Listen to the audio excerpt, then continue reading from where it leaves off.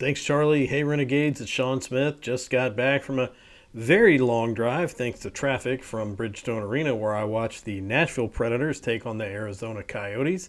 Let's talk about some good things I saw tonight. Number one, most important, Mr. PK Subban was in the arena.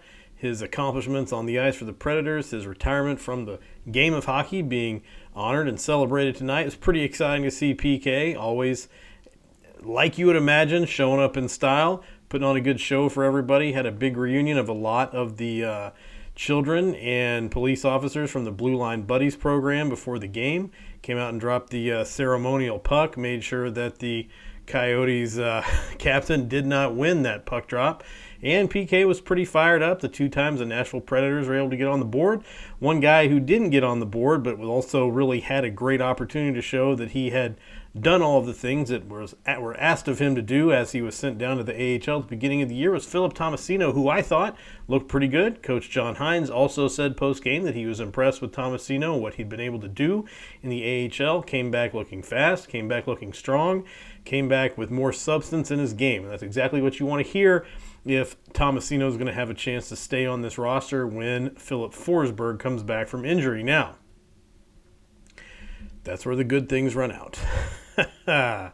Man, I tell you what, a Monday night loss to Arizona at home after a overtime win against the Philadelphia Flyers is not encouraging. It's not what you want to see. I don't think anybody involved with the Predators organization wanted to see that loss tonight, but unfortunately that's what it is. And this is kind of the point in the season where you've got to figure out what's going to happen. And if you want my opinion, and I assume if you're still listening and watching, you do, I think that maybe it's time to cut your losses as a team and try to see what you can get on the open market, on the trade market for some of your pieces, and start looking at some kind of actual committed rebuild as opposed to a retooling or a competitive rebuild or the promised youth movement that didn't happen or whatever it is. But I'll say this, if the Predators are headed for a squeak into the playoffs and lose in the first round situation,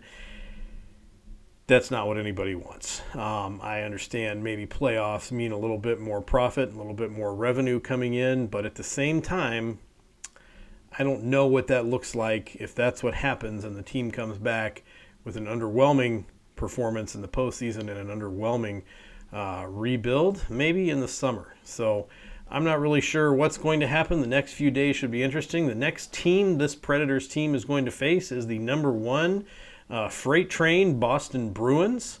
Should be a pretty intense game from a team that hasn't lost a lot this season. So I don't have a lot to say other than that. Tonight's game did not look great.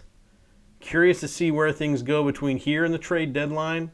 Renegades, I hope you'll stick around to see what happens with me. And Charlie, I'm going to send it back over to you.